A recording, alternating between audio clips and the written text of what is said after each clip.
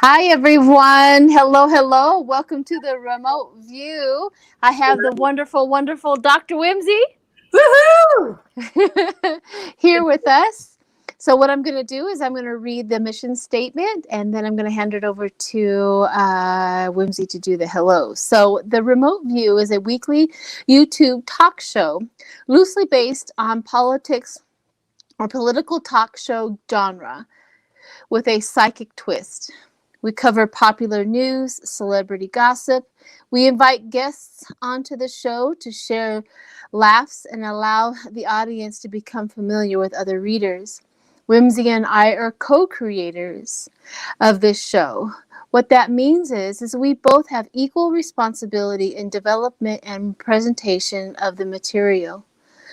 We are here to create a safe space for good conversation and put our opinions out there without any backlash. Please be respectful to all the readers and the moderators in the chat. The moderators are here to help with questions, information, and of course, to alert us if there's any trolls. Let us all have a great time. If that is something that you're into, please stick around.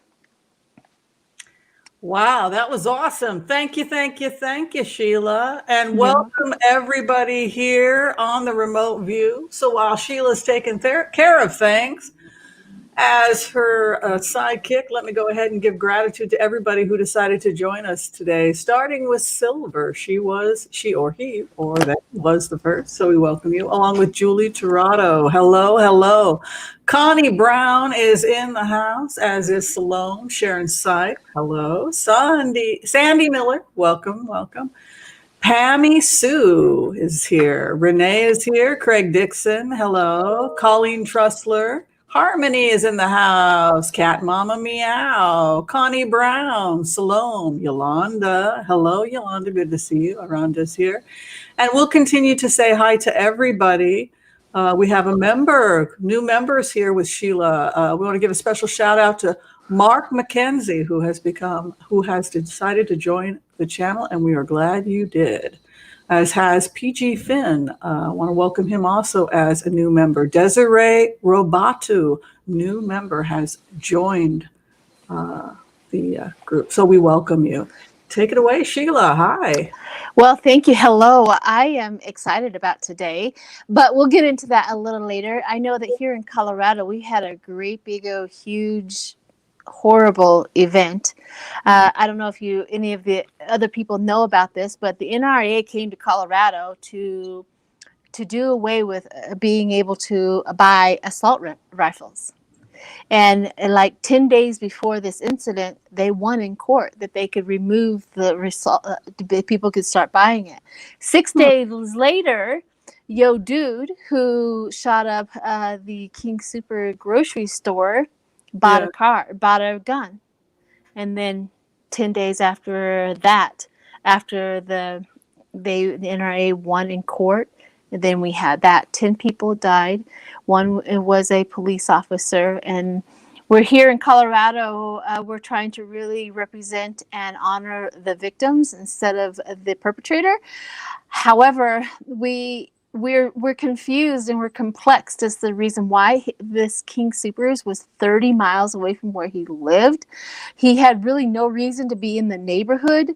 So they're really trying to figure out what is going on there. I know that I'm going to hand it over to Whimsy because I know she put a remote view onto this, and I really want her to talk about that. So Whimsy, I'm going to go ahead and head it over to you.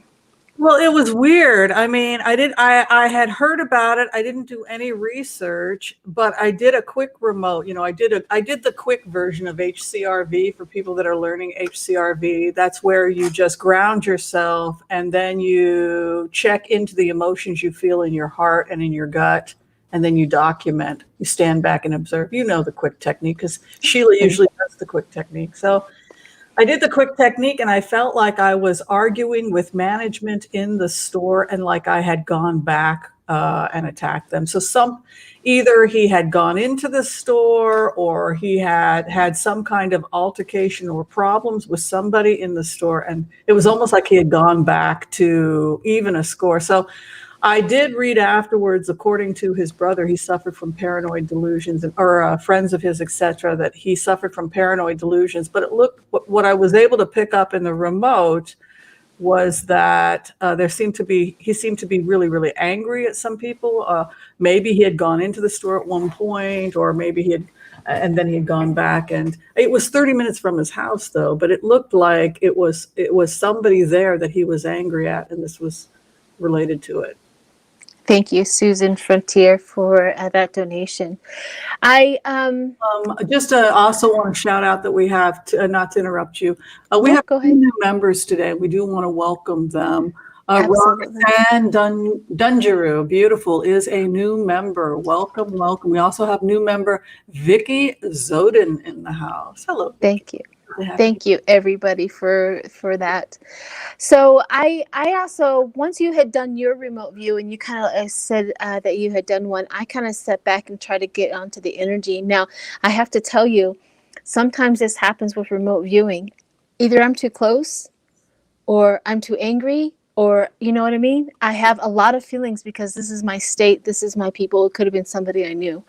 And I was not able to tap into that. So I just wanted to put that out there, that sometimes that happens. Do you ever have that happen, Whimsy, where you're either too connected or something? Yeah, or I've been blasted by the news and the news is screaming in my face, so I can't get objective. But that was how his emotional state was. He seemed angry, agitated, and he was yelling at some people in the front that were part of management. And I think he was asked to leave the store, something like that. So I don't know if he came in, he fought, he yelled, if he went back to the car and got a weapon, or if he went directly in with the weapon. But there appeared to be some type of an altercation that provoked this. That was what I could pick up. I do know also regarding remote viewings, I just wanted to add a second. Are we done with that, or do you want to continue to talk about that? No. Yeah, we're going to read on that later. We'll jot that down and read on that and see where he is really coming from and see what's going on. But no, go for it. Well, the second one had to do with Tiger Woods. We had done some remote viewings. I believe you had as well. And then I did a remote view. I was asleep as Tiger Woods. I fell asleep. I had an actual dream, semi-awake, but now reports are coming out of eyewitnesses that he appeared to be asleep at the wheel, which would confirm some of the remotes that were coming in from some of the other readers. I think he may have taken a sleep aid and was not totally awake, and that seems to be now what they're saying about that. We can throw on it later if you like. I agree. And I know that those reports came out that he didn't have anything in his system. And my first gut reaction is, you're lying. That was my... They didn't release a toxicology report. I don't know if they could even legally do that because of HIPAA. He's not dead, he's alive. And so I don't even know legally if you could release medical records. Well, they did release something. I remember them talking about it, like he had nothing in his system. They did no testing. What they said was that he was awake and could answer questions when they got there, but they didn't do a toxicology test. They didn't do any toxicology. Okay. See how the media do? See how they do to us? Oh, well. In Tiger, I do really have a lot of sympathy and to anybody who has that kind of work schedule and you're stressed out and you can't sleep, and then you end up taking something like an Ambien. What's so horrifying, I think, about that case is that we can all relate to being in those situations, and it's really dangerous to get behind the wheel of a car. But people are so stressed out, they're so overworked, people are not sleeping enough. It's just it's a lesson for all of us, I think. That is absolutely the truth, and he has a lot to worry about. I think, didn't he? He had some medical. He had back surgeries and stuff like that. So I mean, he really kind of had a lot to worry about. So, and also he was aware of. He had a past history of chemical dependency. So I'm sure that was not an easy thing to go through. Also wanted to give a special shout out. I know I keep interrupting. Nope, go for it. Marty Morrow became a new member, and we're very grateful. Thank you so much for supporting the channel. Absolutely. And if you guys, Whimsy, were you able to go and post onto your community page? I did, yes. Okay, good. You should be seeing my people joining any moment now. Yeah. So if you are Whimsy's people, Welcome. People are your people, baby cakes. Well, you never know. Some people, they prefer me, but they'll prefer us both together. But anyways, welcome. Welcome.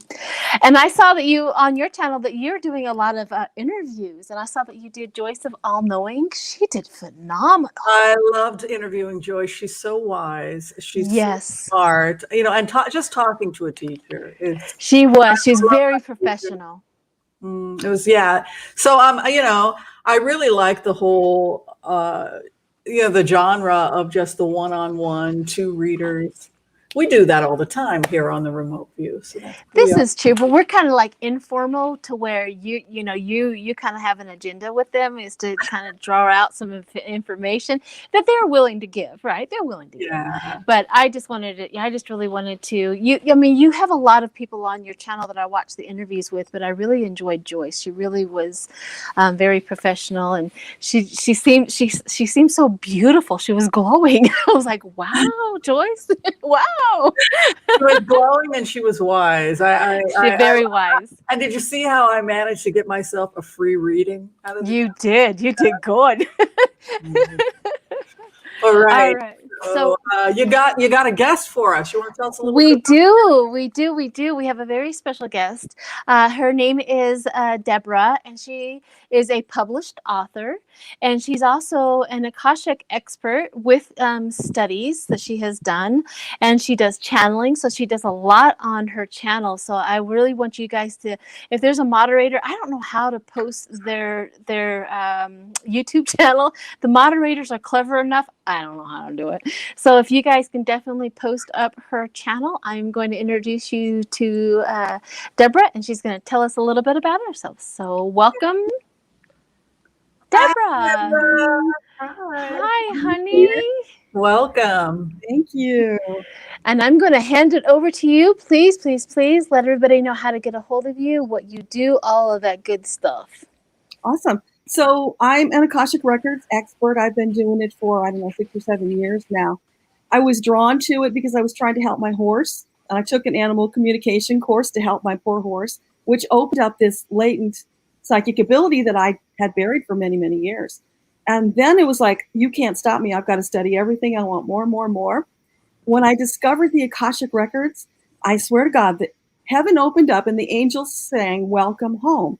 And it's like, this is my sole purpose, studying and sharing, teaching about the Akashic Records. So I'm just on fire to teach people about the records, which are your user manual, which is why I wrote the book, Akasha Unleashed, the Missing Manual. Because it's a user manual, you should have always had it. So I want people to know you've got this fabulous resource where you can learn about yourself. And the amazing thing is, when you connect with your guides and your angels through the records, you see yourself through their eyes, and you just fall in love with this marvel that you are. It's the best antidote to self-esteem problems. Oh, yes. I think so. Yeah, in the sense, because you see what you're capable of. You see just how incredible the human mind is. So can you give us a layman's term of what Akashic Records are? Yeah, the internet was actually inspired from the Akashic Records, because if you think about it, Creator is the hub. We're all satellites, so we all have our own Akashic record that are connected to Creator and to each other. So here we are, we've got this massive archive, and we actually have a legion of angels, guides, masters, and teachers who manage our records because they're so vast, and we're so complicated.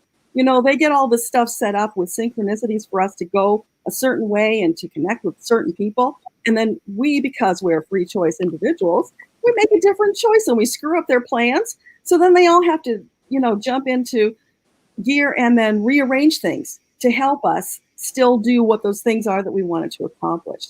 So it's amazing. It's magical. It's like once you connect, life becomes so magical. All these lovely synchronicities happen. And it's really soul nirvana when you get to this space. And that's what I want for everybody. Deborah, can you do two things for me? Number one, can you hold the book up again? Because I think you lifted it and put it down before people could actually see it. So it's Akasha Unleashed, the Missing Manual to You. Yeah. How can they purchase a copy of that book? It's on Amazon. It is on Amazon. Okay. So I have a question now. What is of all the famous people, you've looked at their Akashic records and been shocked and said, oh my God, I can't believe that's your mission or whatever. Can you tell like the most amazing story of anybody who you've ever had gotten access to their information? You know, I don't go out looking for people like that, celebrities. I'm so involved with helping individuals to become empowered, to expand on their spiritual journey. But recently, I'm meditating and I keep hearing Rocky Mountain High. And John Denver? Yes, John Denver. And so I'm like, I'm busy. And so at one point he pops in and I'm like, hey, do you talk to Jacques Cousteau very often? Yeah, all the time. You know, that was a silly fangirl question, right? Later, it's like, okay, you're trying to tell me something, so I guess I'll take the time, I'll connect with you. So I had this lovely conversation with John Denver, who has a lot of regrets that there was so much more he could have done. And it was lovely. I made a video of it, so you can find that on my YouTube channel. It's John Denver from the Afterlife. So you can get that whole conversation because I gave it to you verbatim. But that's probably one of the more extraordinary ones because his energy was so amazing. Oh, and the funny thing, I'm talking to John Denver and Maya Angelou pops in to give him some support.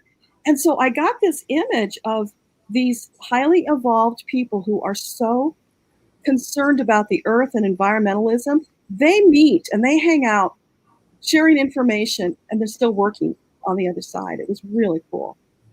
Fantastic. And so do you do readings? Do you do readings or anything like that? Or yeah, I do all kinds of readings. I have a soul introduction that I love to do because it's teaching you about the 3 aspects of your soul so that you will understand the way that you're wired. All of a sudden, it's like you make so much more sense to you. Like when Whimsy talked on one of her channels about how she's doing all this research and she's just constantly, I was like, oh yeah, I get that. I know what that's about. You're wired for that. It's natural to be a perpetual student because I have some of that too. And it's like, you sometimes wonder, am I OCD or what?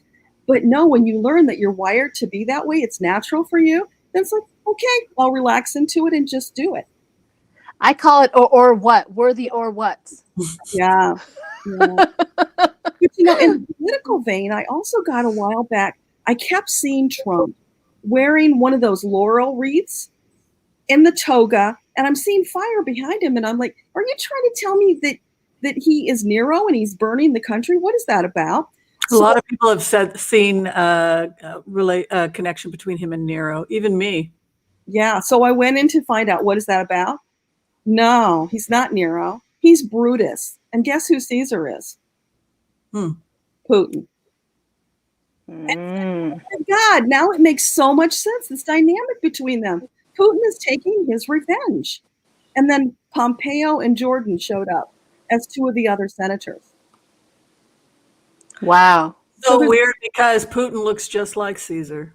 You ever seen sculptures of Caesar? All Putin needs is the laurel wreath on his head. Yeah, it was just the wild. So that video's on my website or my YouTube channel as well. Just freaky. Yeah, and for this stuff, you know, it just comes and you got to act on it. Wow, I want a reading now. I know that totally blew my mind. Well, so how do you? She's so fascinating. So how do you think it's going to end with Putin, with Caesar and Brutus? I mean, it looks like, it looks like Brutus was helping Caesar. They're both pulling out, right? I mean, they're both going into deterioration physically. They are. It seems like whatever they were cooking up has reached its apex, and now it's on the downhill side. But, you know, we'll stay tuned and we'll see if anything else comes up. That's all I got at the moment. Wow. They are. I agree with you that their bodies are taking on the poison of their negative actions.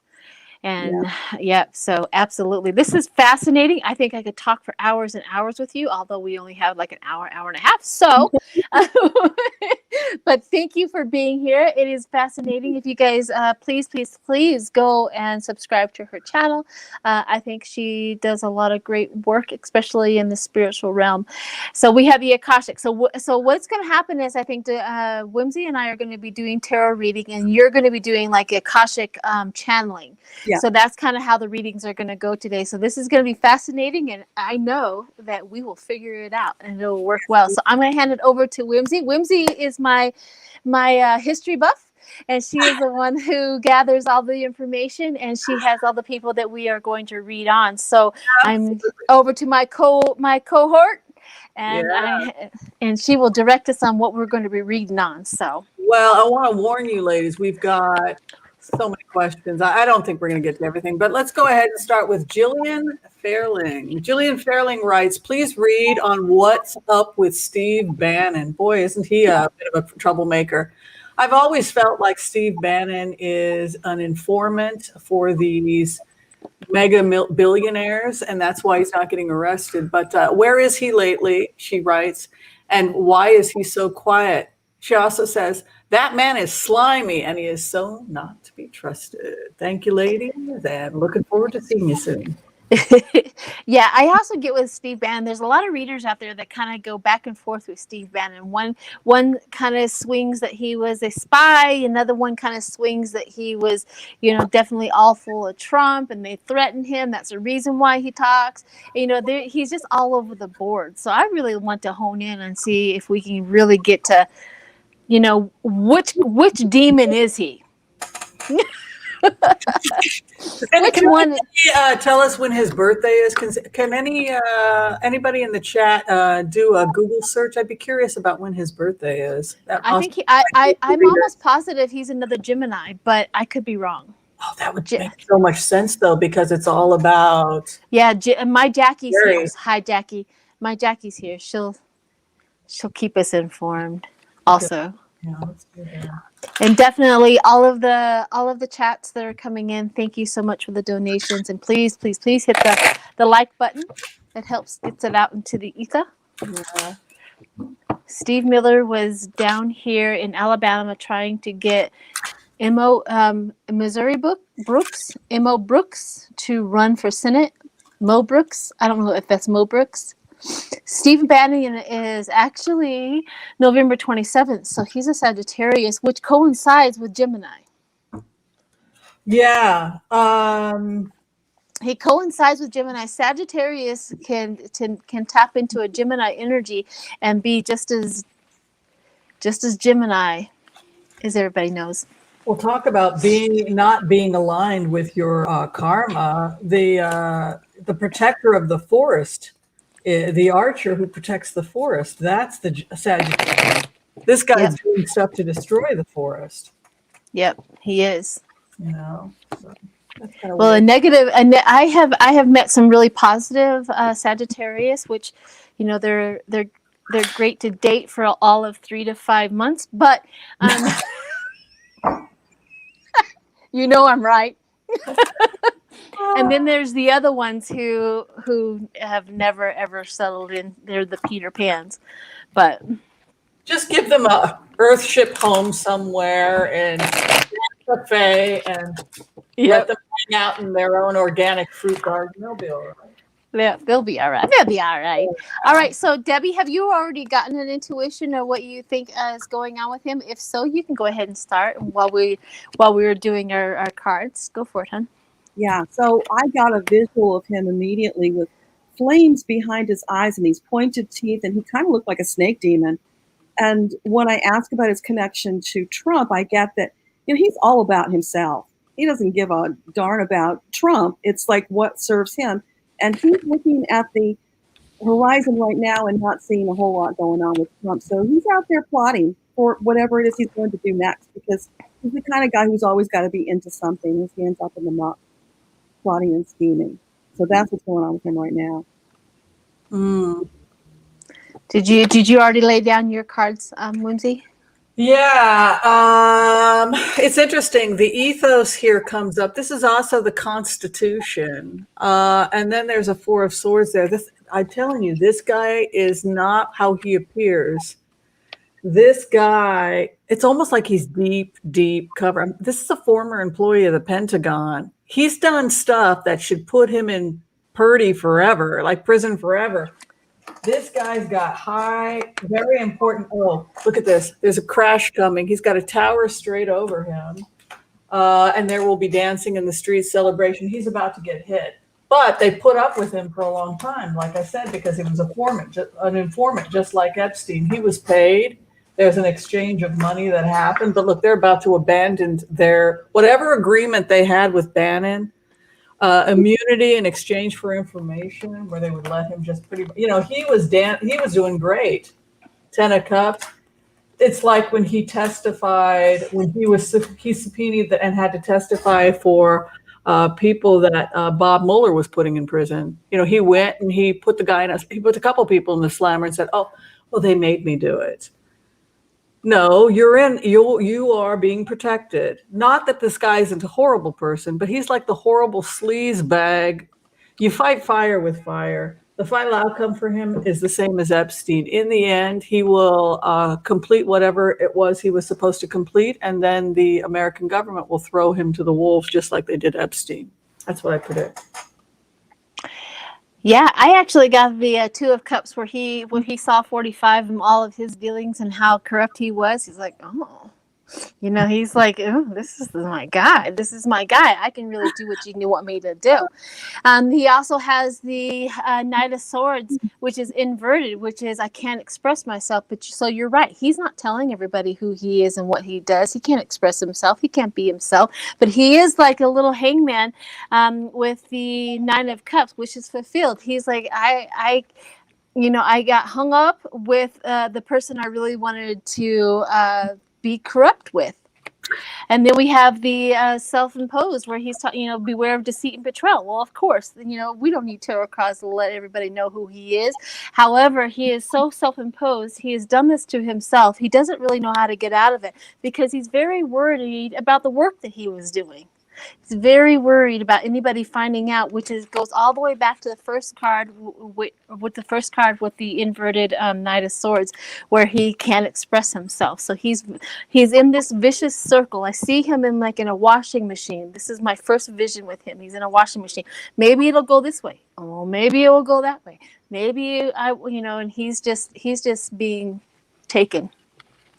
And he really doesn't know what to do at this point in time, although he sees glimmers of light, he sees glimmers of things, but what he doesn't see is the backtrack, if you making any sense. It's like he's going along, whistling in the dark, hoping everything is fine, and he bumps into the person who's going to get him. Yeah, it feels like that because there was some kind of a financial thing that happened, and then you have this card, Exile. That's the Exile card. Yeah, and the tower right over him. This guy, his days are numbered. I agree. Yeah. Yep. So what we got next? Well, first off, I want to give gratitude to Susan Fortier. She has donated $50, so we want to thank her for that. We had a couple of new members, and I didn't get a chance to. I kind of lost the feed, but thank you to all the new members. And then there was somebody else that donated. Randy Levy donated $5 at a super sticker. So thank you, Randy. Very kind of you. We do appreciate the donations. Thank you. All right. So what do you think, Deborah? Do you think the days are numbered for Steve Bannon?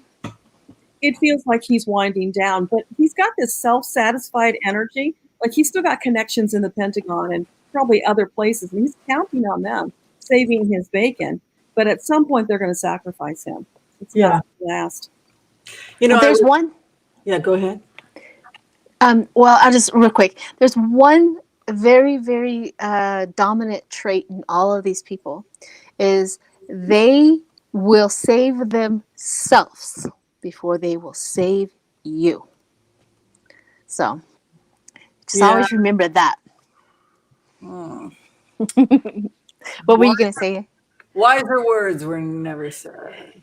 All right. Onward and upward. The next question comes from Ruth Pearl. Hi, Ruth. Good seeing her here.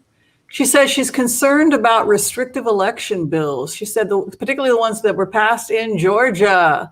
What will be the outcome of this? So I know that I watched that one woman who got arrested because she was knocking on the door. I was kind of I was kind of in and out while I was listening to it. Was she knocking on the door with the mayor, or was she knocking on the door when they were in voting. session? I believe that they were in session. They were voting. She knocked on the door. Was she a state legislator, state Congress, or actual? She was trying to get in simply so that she could observe the proceedings, and was arrested. And she was, I believe, a member of. She was a political person, like a representative of some type. So they can't. But look, you know how I think this is going to end? I think the feds are going in just like they did in 1964 to Selma. If we have to bring federal troops in, we'll bring federal troops. You don't have this. The states do not have the right to deny citizens their federal rights. This is why we had a war. We had a civil war because the feds said you don't get to enslave Americans, right? So 500,000 people died. You don't get to use your state rights to deny somebody their federal rights. Same thing happened in the 1960s with voter suppression in Selma. Had to bring the feds in. This will not, I don't think that look, they've stacked the court with Trump Supreme Court people. I don't think the Supreme Court's going to support this but we can throw on it. I think it's going to go to the Supreme Court. So let's go ahead and throw it. Yeah, let's go ahead and throw on it. And Deborah, if you've already got a hit, you go for it, hon. No, not yet. The question is, will the Supreme Court intervene? Yeah. What is the future of this whole process? What's going on?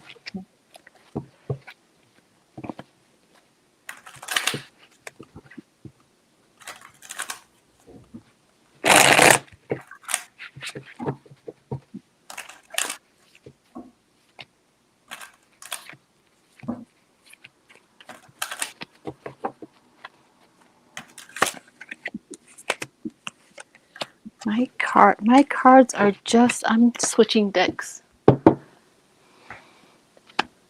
They are ignoring me, my cards. Change of scene. Switch cards is a good idea. Yep.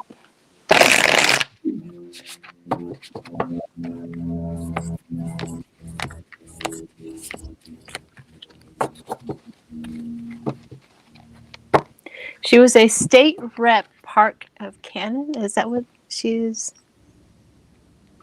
I was trying to read and see if they had. That's what I thought. She was a state rep. Yeah, they charged her with 2 felonies. She was charged. Man knocking on the door. Do you think that they would have drugged them out? I mean, it's crazy. You're not allowed to do this in the United States. This is not. Do we have to have another civil war? Is that what? I mean, this is just. No. I'll go for it first. Please let me go first. Yeah, go for it, because I have a feeling It ain't going nowhere. Look at the death card coming in and Chariot. But here, it gets better. Lady Justice. And look at this. It's going to the Supreme Court. Fantastic. Amy Coney Barrett's going to side against Georgia. Against Georgia? Yep. What do you mean against Georgia? People win. It's a big shakeup. Look at this. There's a big shakeup in the courts, and Amy Coney Barrett's gonna. She and Roberts will side with the liberals. Probably Kavanaugh as well. I think it'll only get 3 votes. You'll probably see Thomas and Gorsuch, but and maybe one other. But this is a big shakeup, and we get our wish. And you can't. It was already decided. We had a civil war. We've done this before. We've gone down to the South when they pulled this crap. We'll do it again. It's not constitutional. That's the answer. Well, I did get justice in the moon. So I got the justice in the moon, justice over the, they know what they're doing. They can't hide it. They're drowning in their lies and their fears and their stuff. And justice is seeing it. You see how she's looking into the mirror. She's seeing it. I also got the Wheel of Fortune, meaning that the Wheel of Fortune was upright, meaning that what this country needs, what we want, what is going to happen is going to, it's going to be on the upside, because we also have the Hierophant with the Wheel of Fortune. So as I always tout, I tout this all the time, God, higher power, spirit, whatever, is in charge, and it's always for our highest good. And what's going to happen is they're going to have that problem. They're going to go up these stairs, but by the time they get to the top, we're going to have that light and that stuff, because we also have the Seven of Wands come in, where she's sitting there and she is just praying. She has that calmness, like, this is going to happen, this is going to be okay, everything's going to be fine. So what did you get, Deborah? I get that, yes, the Supreme Court is going to intervene, and it might be Stacey Abrams who's bringing it to them. But it's going to be a long, drawn-out thing. It's not going to happen fast, and we're going to be very, very frustrated through the process.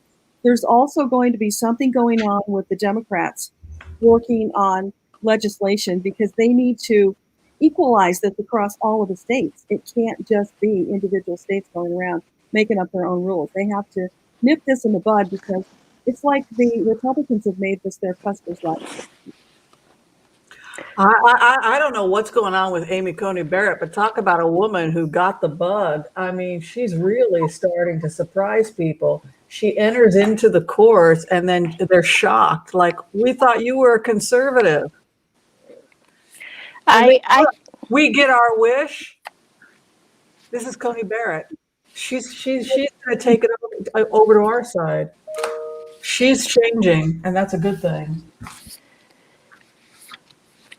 Well, back when she was getting inaugurated, and I think it was back in one of my videos, I got the feeling that she really, really wanted that job.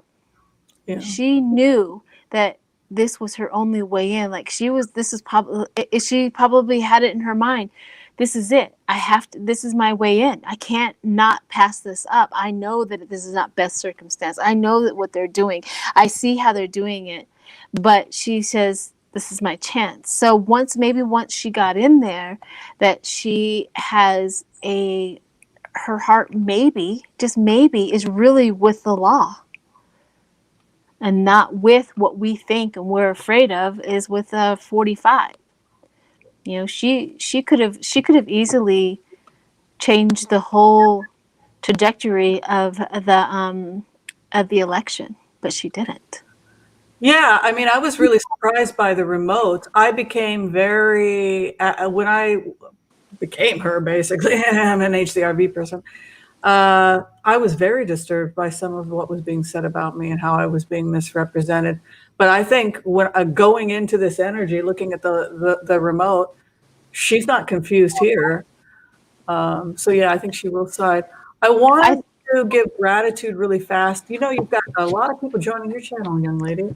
Deb N. Hi, everyone. She says, I just joined Sheila's membership. So we have a new member with that person who just disappeared again. I got a new, I'm trying to read this, but you're right. Things go really fast. They go fast. They go. Yes. A lot of the moderators really do take up that congratulations for us. Yeah. I'm watching them really tell them that. Thank you, Marie Hansen, for the donation. And thank you, T. Barb, for putting Deborah's channel on. And everybody else that was doing that. I also wanted to say too that I understand. I feel the chameleon, like Jackie, one of my friends. She goes, she's like a chameleon. I do feel that energy with her sometimes too. But I also feel one little aspect about it that comes up.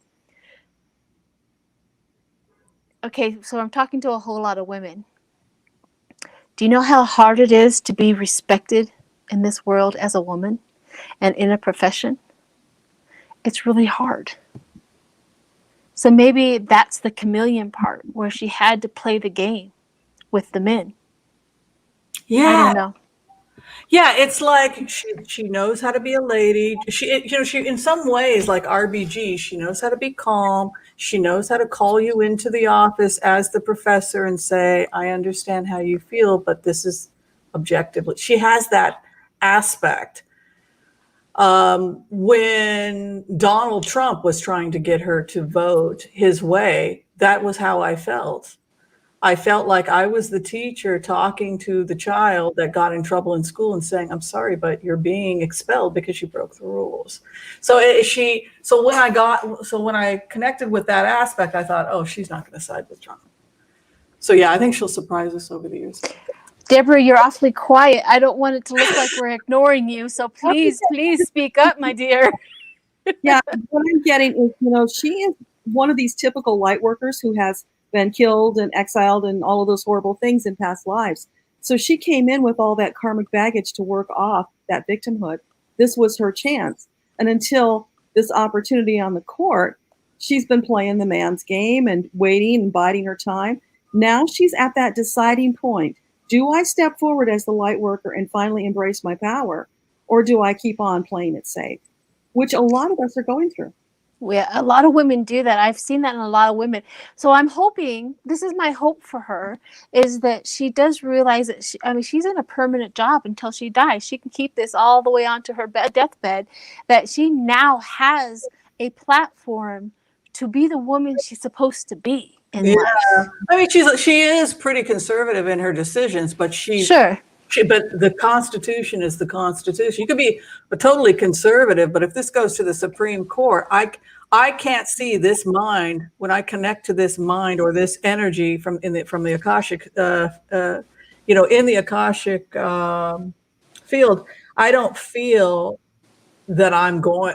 It would be against my nature to side with something so obviously against precedent. Yeah. There's too strong of a constitutional precedent to throw this out. Right. The argument. How can you violate someone's federal right to vote? So anyway. All right. Yeah. Let's kind of move. Let's. That was a great conversation. Let me tell you. It is, and I could keep going, but we have some questions. Okay. So the next question we have comes from Cynthia Ulbari. She writes, there's a ship blocking the Suez Canal, be freed up soon? How bad will the storms affect our food supply often in the U.S.? It's going to, why I'm laughing? Because it just reminds me of the drunken ship captain. Did you see, they saw a thing when he was driving. They had a little map as to where he was driving. He was like driving all over the place and back and forth and this, that, and the other. We were laughing so hard. It was on another channel, but it was like the drunken shipper guy. I mean, is he going to get a DUI? What is it?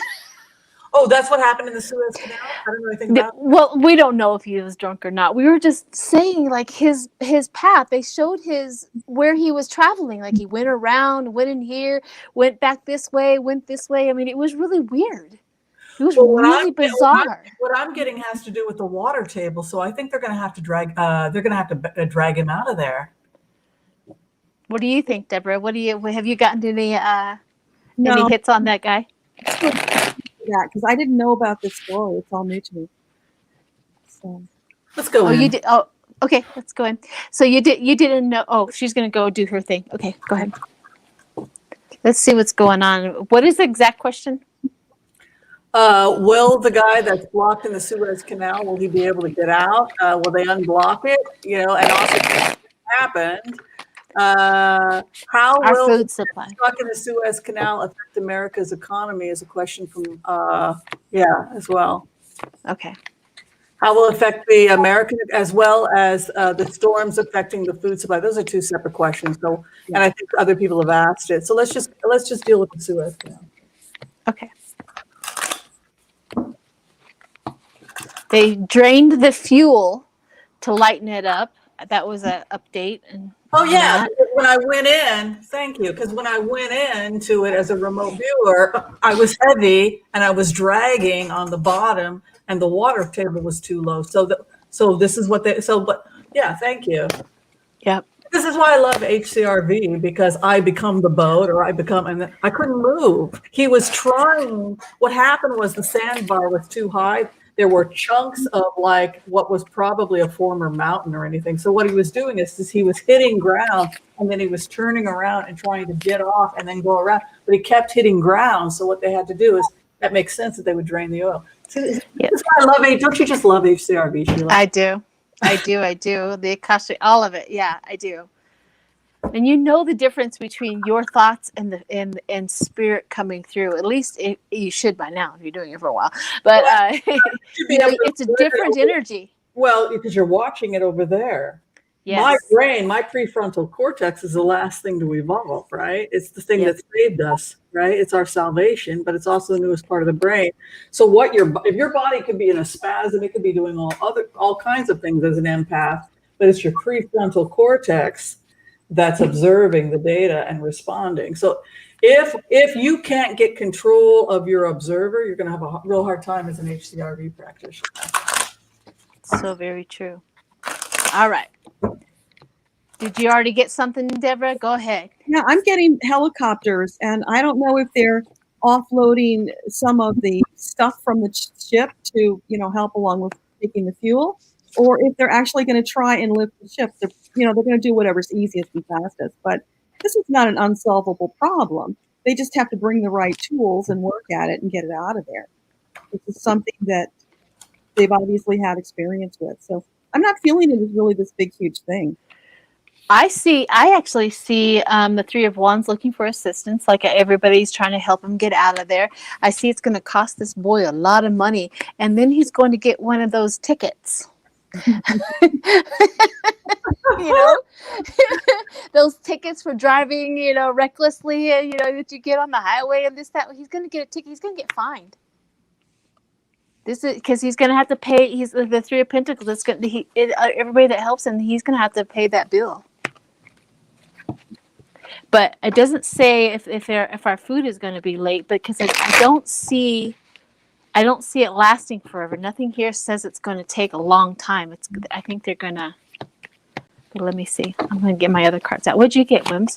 Well, historically, the Suez Canal has been a problem. I believe they built it in 1954, if I'm not mistaken. People can correct me on the history. NASA was trying to build in modern Egypt. They were going to try and do trade to bypass some of the wars, etc. So they built the canal. But there have been problems with the canal.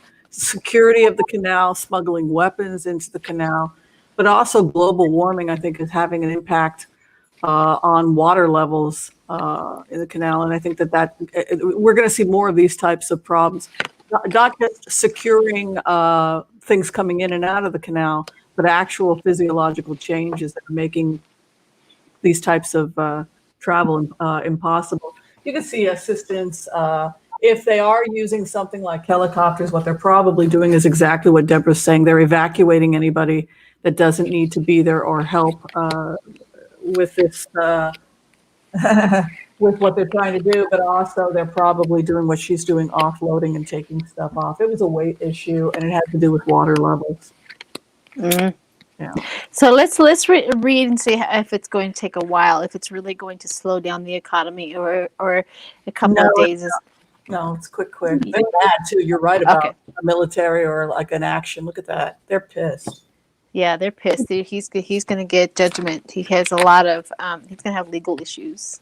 Well, I think it speaks to the global issue too. What's happening in Egypt, what's happening in Israel, what's happening all over the world is global warming, and with global warming means that things like the canals are collapsing. It's similar to Panama. We're seeing problems with the Panama Canal. It's just with these changes, we're going to see these types of problems. Yeah, I got the King of Pentacles, and we're going to be happy, and the Queen of Swords. So you're right; it's not going to impact us that much. We're not even going to notice. I feel like it's going to also be pivotal in connecting to the infrastructure work that Biden's going to do. So it's just bringing to light problems that they need to include.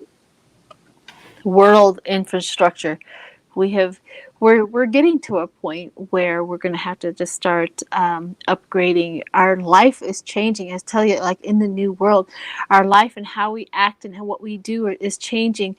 Unfortunately, our infrastructure kept up with this for quite some time, but it's not going to keep up with this anymore. So, what else we got? What is our next? Go ahead. Well, I was just hoping that Deborah could talk a little bit more. People said that they wanted to hear a little bit more from Deborah about the energy of the Suez Canal, the energy of the question, because they felt like they wanted her to just elaborate a little bit more. So, yeah, please. You're so too quiet, they say. Well, the thing about the records is they're very succinct. They don't go on and on. They just get to the point. So what I feel is that, this is an ongoing problem. It's not brand new. It's going to be okay. I'm not feeling like it's any big deal in the long-term big picture. It's something that's easily solvable. They just got to get the engineers in there to, try a few things, figure out the best, fastest way to get this done and cheapest, of course. Just fix the problem already. Come on, because we got so many other things to deal with. Well, a lot of people wanted to know also because there's been terrorism and attempts to block food resources going into the canal. So I think a lot of people also wanted to know if there was a terrorist link. It didn't feel that way to me. Yeah, I didn't feel that. But let me just ask about it. No, it's feeling like they've got their eyes in other places. That's not one of the places they're working on now. But, if we keep focusing on it, they might get the idea that it would be good. Yeah, I agree with you, because when I went into it, I was like, okay, I'll go be the boat. As soon as I got in, my ass was dragging on sand. It was like, like, what the hell? And it was like there was a mountain. There used to be a mountain here. There's another mountain here. Pull back. So it was like, well, and so when you said I was like, oh, that's why I can't get my ass out of this barge. Yeah, they're trying to lighten their load. Isn't there a song out there about that? Yes, probably. Okay. Well, that was fun. Yes. So what do we got next, Miss Whimsy? Yeah. So questions about changes. The next question from Cynthia had to do with changes in the American economy and food shortages due to the changes that are happening with global warming. It's a good question. So do we want to just do a general reading on global warming and see what we all come up with? See what aspect you get. I think the food supply changing growing seasons is its own thing. I mean, that's really scary. So you want to go into that one? Well, I don't think that people look what happened in Texas. I mean, I don't think people look. They didn't even publicize how many cattle died. How are you going to create generators for that for an entire herd? No. Well, they not only had cattle, they had horses, they had all livestock. I mean, livestock possibly because the chickens, they didn't have any heat in their coops because they didn't have to, for a long time. But a lot of chickens died. A lot of the hens that were laying eggs. I mean, it was astronomical the amount of livestock that died. What amazed, because I'd like to hear what Deborah has to say about that. Remote viewings on that, because that was the most horrifying part for me as an HCRV practitioner going into Texas, was seeing what happened to the animals, and nobody covered it. Nobody covered it. And now we're going to get to you, Deborah, but I know that when I went in for an HVAR, I looked in there and I'm walking into Texas and I see, the Dust Bowl. I see towns that are dying. I see literal like desert. It was like really weird. It's like, I feel no life here. It was really weird as to when I kept on going in and I'm walking and I walk for a long time before I even see anybody. And then I had even the strangest sensation is I looked back because I was ready to go and my car was stolen. I thought there's a lot of something. Yeah, my vehicle, like once you're there, you're stuck kind of feeling. That was my feeling, like my car is stolen. Now what do I do now? And I'm like stuck. I have to walk. I had to find my way. And these are what the people are going through. It's like this, they're stuck there and they're having the hardest time getting out and getting to safety and getting to, whatever, because of so many towns and so many things dying in Texas. So that was my thing. That was the whole RV. Yeah. Got a situation. Oh, we have a kitty situation. Okay. So, Deborah, go ahead. I really want to hear what you have to say. So I feel that Texas, the energy is like it's on its last dregs. It's dying. And there's that sense of desperation, all that desperation energy. They're trying to cling the oil people, the big cattle people, all the moneyed folks in Texas. They're trying to cling to that way of life, but it's dying. They cannot sustain it. They have to change or they have to perish. That's their choice. It will be changing. It will be shifting. It will be going blue before too very much longer, but it's going to be painful. Yeah. As far as the whole U.S. and food shortages and that kind of thing, I'm not getting it's going to be that really horrid because we can still import. Yeah, we're going to have spotty problems like we always have when they had the floods in Mississippi and it wiped out so much land and other places. But we can still import, at least for now. So we'll be okay, except for the poor people. They're going to suffer the way they always do. And then we'll have to step up with our food banks. Right. Maybe that was the suffering. That was the stuck and suffering part. That, I have something of value and it feels like it's being taken. That my boat, my place, my thing that's going to get me out of this situation just got taken. Well, I my think car.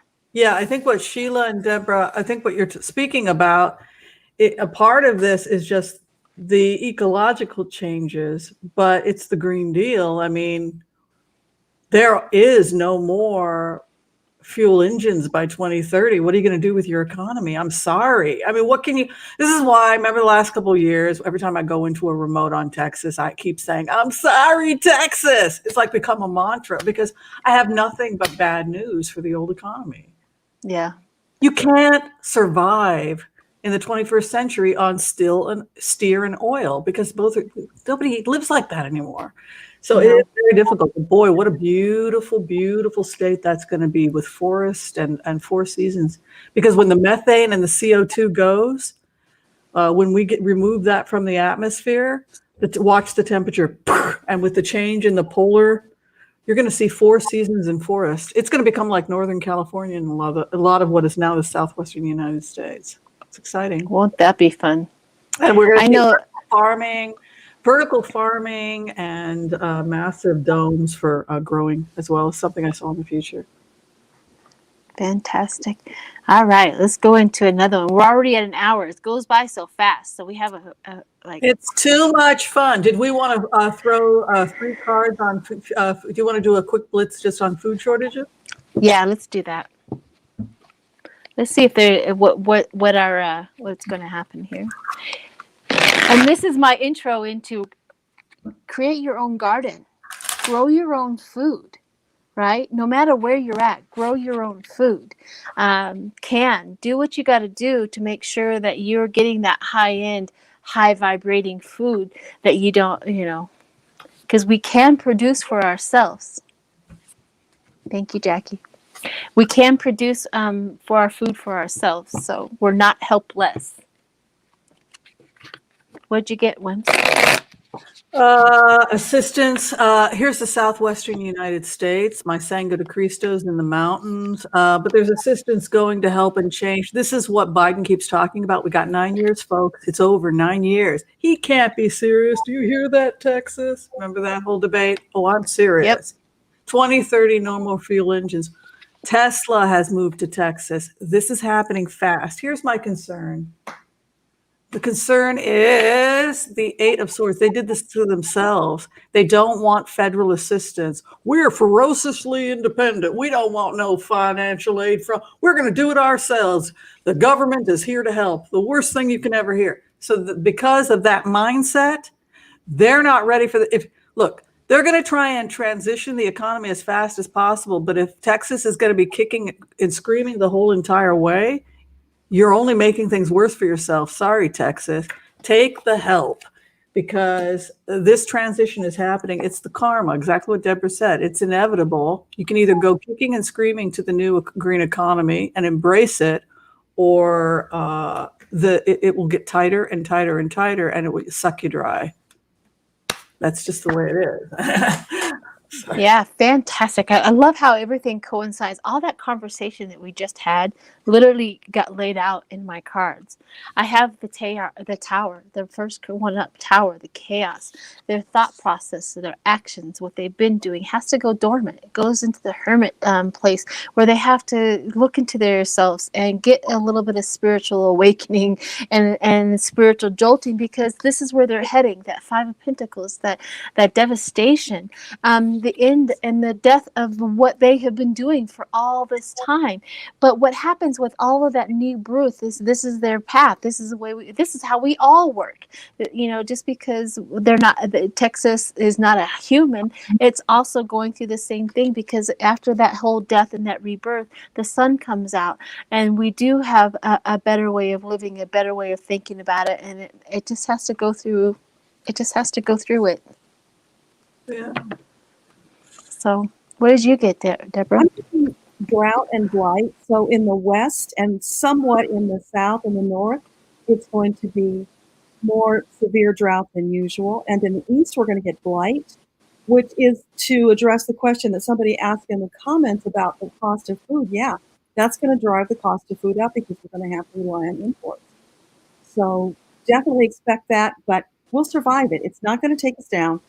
We're going to have to rely on each other. That's what it's coming down to, which in the grand scheme of things is not such a bad thing. We need to do that. We need to come together to heal our country. So that might be the most fortuitous thing that could happen. Oh, absolutely. I think I've always believed that instead of trying to water your grass, water a garden. I don't care where it's at. I always thought my belief is to make a garden out in the front yard. So any child that walks by my front yard who is hungry, please pick a tomato. Please take a cucumber. I always said that for children. My garden in my front yard is for children to pick and do. And that's been my thing is definitely let's get back to the basics where we are producing our own food and getting out of that industry and doing things like that. You could, even if you have a balcony, even if you have an apartment, you have a balcony, you can produce food for yourself. Ask Whimsy. I'm so excited. I have a balcony. I just bought some heirloom. Oh my God. I just bought the book, Growing Vegetables in 3 Square Feet.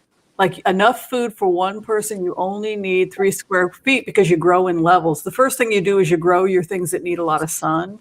So your tomatoes start to come up, your beans, and then on the bottom that you plant the shade things you need, lettuces and stuff. He's like, and then and then the root vegetables underneath. It's like you've got all the food you need in 3 square feet. Perfect. Yep. So I highly recommend doing that, and it'll make you feel good. You know how that old saying is: if you built it, you're going to take more pride into your food. You're not going to waste it. You're really going to take care of what it is and want to share it with people. And that's the thing I think we've lost too is, Grubhub is nice, but, I want to bake a cake and I want to go share it with something. You know what I mean? So, all right. So what do we got next? We're getting to the point where we're going to get to our final question. Where remember what we do here is we leave on a high vibe. So stick around for that last question or that last conversation. Well, it's interesting. I mean, usually what we do is we like to do a little bit of celebrity gossip. I mean, Yep. We did talk about the fact that there was a TMZ article about Tiger Woods. I think we already talked about that. He slept at the wheel. There was a question. It's not really a celebrity question, but it's kind of goes back to questions from the previous season. People want to know whatever happened to the Kushners. They seem to have dropped out. I don't know. Do you want that to be the last question, or do you want to do a celebrity question? Or Let's read. Yeah, let's read on the Kushners, and then we'll go into our last question. It's weird. Like, what the heck happened to them? Yeah, well, I mean, Did they turn on Trump? Are they going to save themselves while Trump goes to prison? I mean, like, where is yeah. Jared? Where did the Kushners go?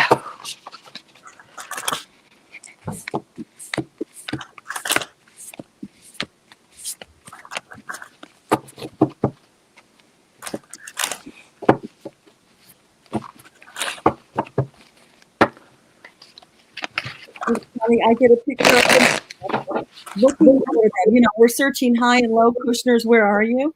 And they're just keeping this low profile, trying not to be seen for a while, hoping that things will die down so that they can escape all that's coming their way. But it also feels like they're not going to totally escape. I'm feeling like they probably won't actually end up in jail, but they might be house arrest, and there's going to be big fines coming their way. Do you think that the Kushners, I know that there's been some, they've been deposed, Ivanka was deposed. I don't know about Kushner. There is some evidence that Bob Mueller did depose the Kushners that came up in the Mueller report. Do you see any, did they turn on, do you think they turned on the number 45, or what do you think happened? I've asked about this a number of times, and I always get that they've given over evidence.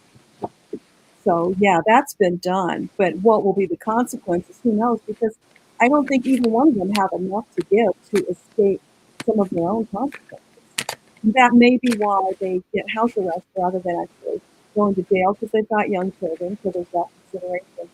But, you know, Ivanka's just scheming right now, trying to save her behind and her reputation. She's looking for how can she distance herself from Daddy so that she can get back to that place where she was. She's missing that social status that she used to have.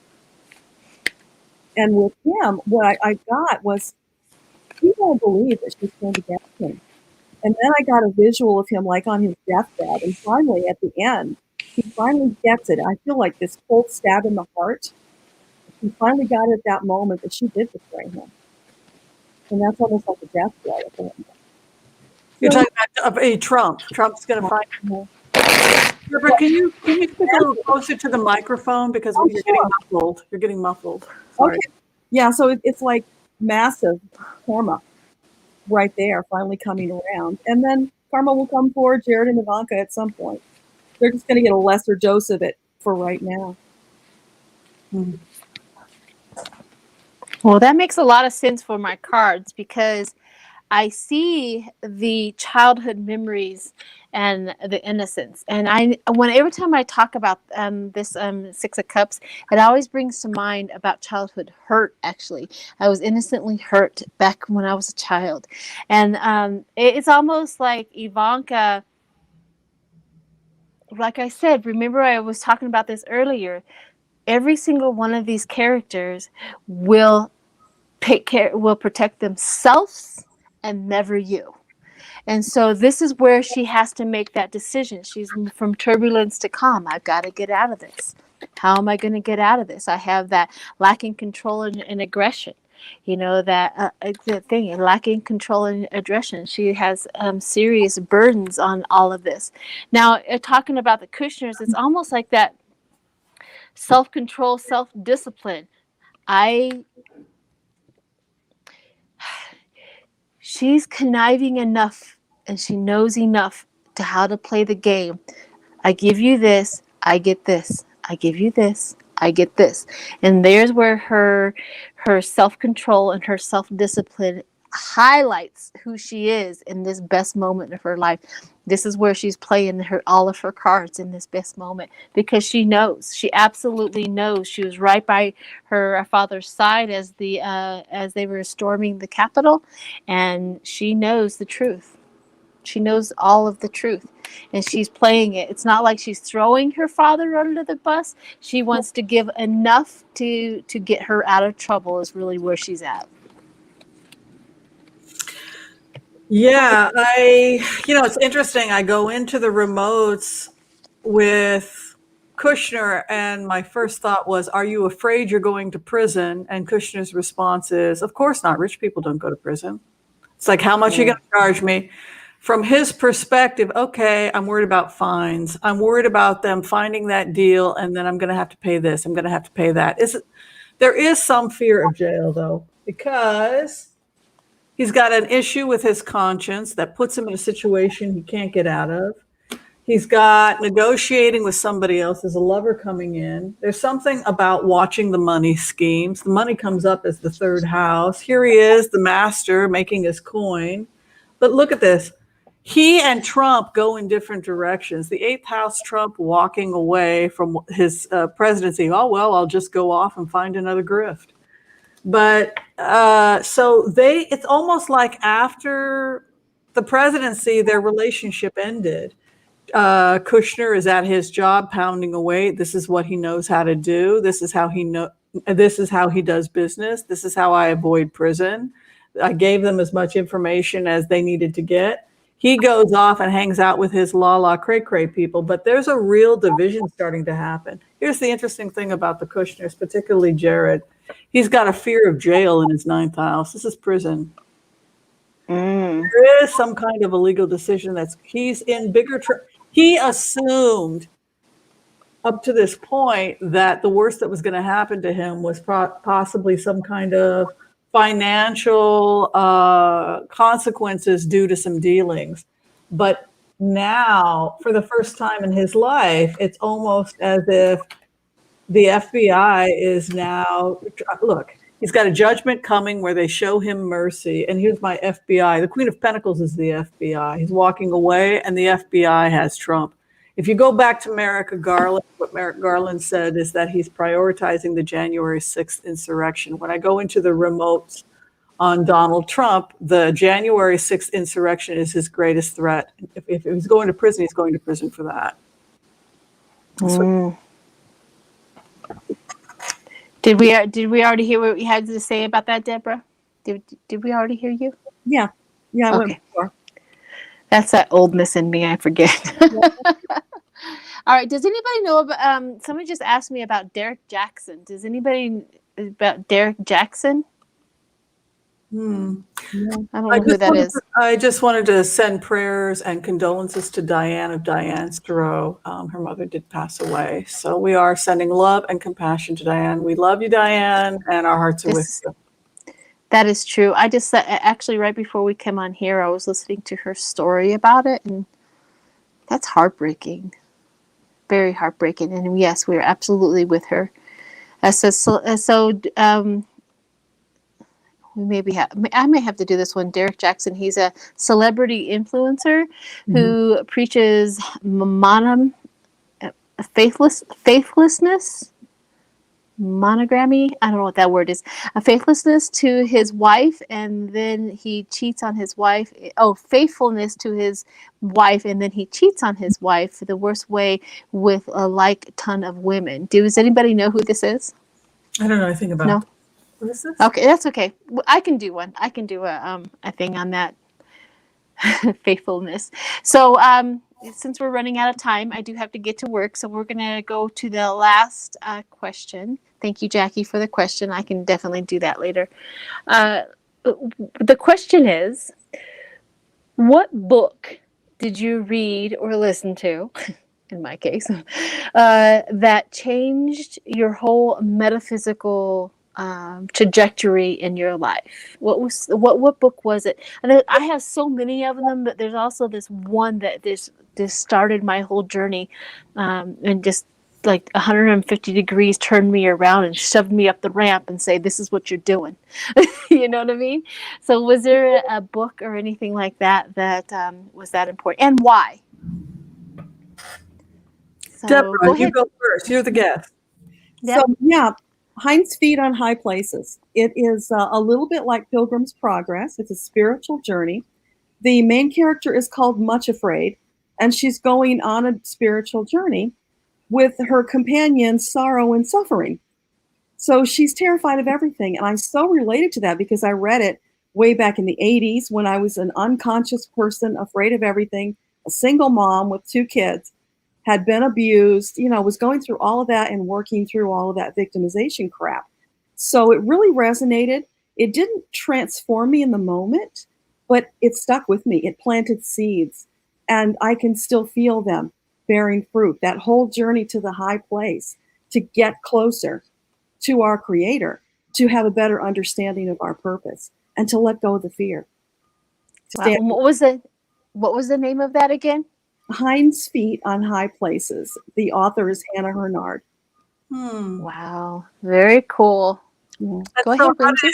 How did it change you? Like how exactly? Well, I so related to the character because I felt that fear. I was just kind of paralyzed with fear and not really going anywhere, spinning my wheels. So it planted the seed. And then as I have grown and stepped more into my power, and then especially into the work I do now, it's so relevant. And I so relate to that journey up the mountain to get to that place of connection with Creator, where you feel all this marvelous love, faith, and trust, and the fear is gone. That's important. Yeah. Wow. Good interview. Whimsy. No, I was just thinking like, wow, this is a good interview. Like I could spend hours talking to this woman. Me too. I love her. Yeah. I think anything by Barbara Brennan had a huge impact. And the herbalist Matthew Wood. I don't know the name of his book, but Matthew Wood is probably one of the greatest herbalists to ever inspire me. Anything by Matthew Wood. But Barbara Brennan, Hands of Light, was the book that really changed my life. And she went into Akashic records and healing. And she basically taught me the foundations of what would become HCRV, how people do HCRV, like how they go in. And yeah. Hands of Light. I highly recommend it.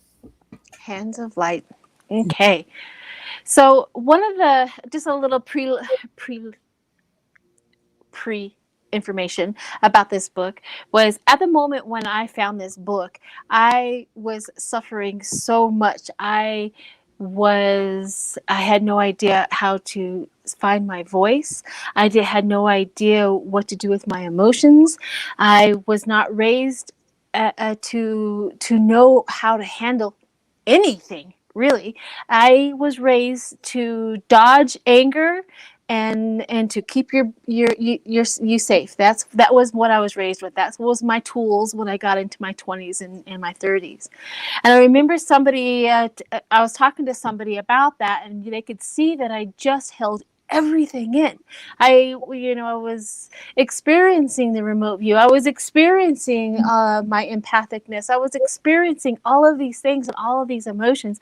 And somebody handed me this book, Feelings Buried Alive Never Die. And it was from a Carol Truman. And I remember reading this book, and I just reading it and going through it. I was like, wow, do you mean that if I held in all of these things and never let all these feelings out, like I get a resentment against somebody and I bury it in my body, it's going to cause me cancer or cause me a whole bunch of pain and things like that. And it comes out in a different way. And this is what the book was about. And it's like, it made so much sense, because I could go along and I thought I had control over a situation, but somebody over here just kicked a rock at me and I blast them. I was just going off on them. I'm like, why did that bother me when I should be over here yelling at this person who just literally, cheated or lied on me? Why am I taking it out on that? And I could not figure out why my energy was so scattered. And this book here literally took care of that. Feelings buried alive never die. I was functioning out of all of my buried feelings of hatred and resentment and not understanding and all of that, until I was able to let that all go. And I finally became that semi-stable person in order to not be so dysfunctional. I was functioning fine, but I was dysfunctioning because of it. And then after reading this and learning, and that threw me directly into metaphysical, how you get to this and what you need to do with your chakras and how to clear them. And I mean, it just literally threw me into the whole metaphysical healing and everything, and understanding everything that has been going on with me prior to that moment. So, wow. Very important book. literally just changed my life. And then there's been so many ever since. I wish I could just lay them all out. I mean, just maybe on my members channel, we can just talk about books. I don't know. Yeah. Books that have changed our lives. So anyways, thank you, ladies. Thank you, Deborah. Can I just talk about the fundraiser really quick? Oh, please, please. So everybody, a week from tomorrow, April the 3rd, Saturday, 11 a.m. Eastern Standard Time, I'm doing a fundraiser for the local women's shelter. So it's for battered women, which I relate to. And it's going to be a marathon channeled event. So I'm going to get on and channel. You come, you ask your questions. I will channel whatever you want to know as long as I can do it until I drop.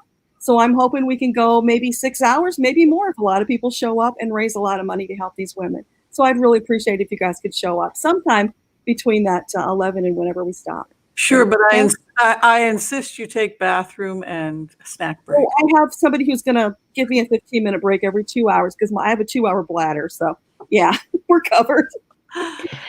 So Deborah, if you want to post that into my comments, I'll pin that for everybody to get a hold of. So make sure you have like what time it is and all of that good stuff. I'll be more than happy to do that. And everybody show up. If I can show up, I definitely will as well, because I would love to watch you work.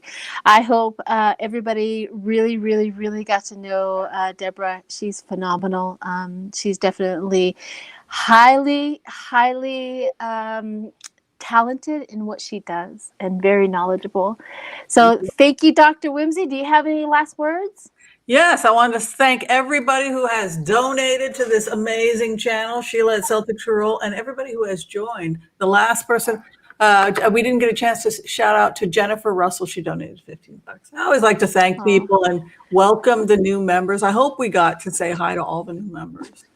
Yes, and also just one little thing too. Whimsy's going to give me a ghost story, and so is Deborah, right? You're going to give me a ghost story of some sort. So definitely plan on that. And I thank everybody who showed up, and they were asking me one more time who wrote that book. Hang on a second. It was Carol with a K, Karol, K. Truman, who wrote that book. So there you have it. There you go. All right, everyone. Is anybody any last words other than peace, love, happiness? See you next week. Next week we have Sienna Rose. Oh, goody. I know, isn't it? I'm so excited to Mini me. I call her Mini me. She looks like she's my daughter. She's beautiful. Yep. So definitely catch us next week. We have Sienna Rose. So with that, everybody smile. My doggies are going crazy. Here we go. Bye.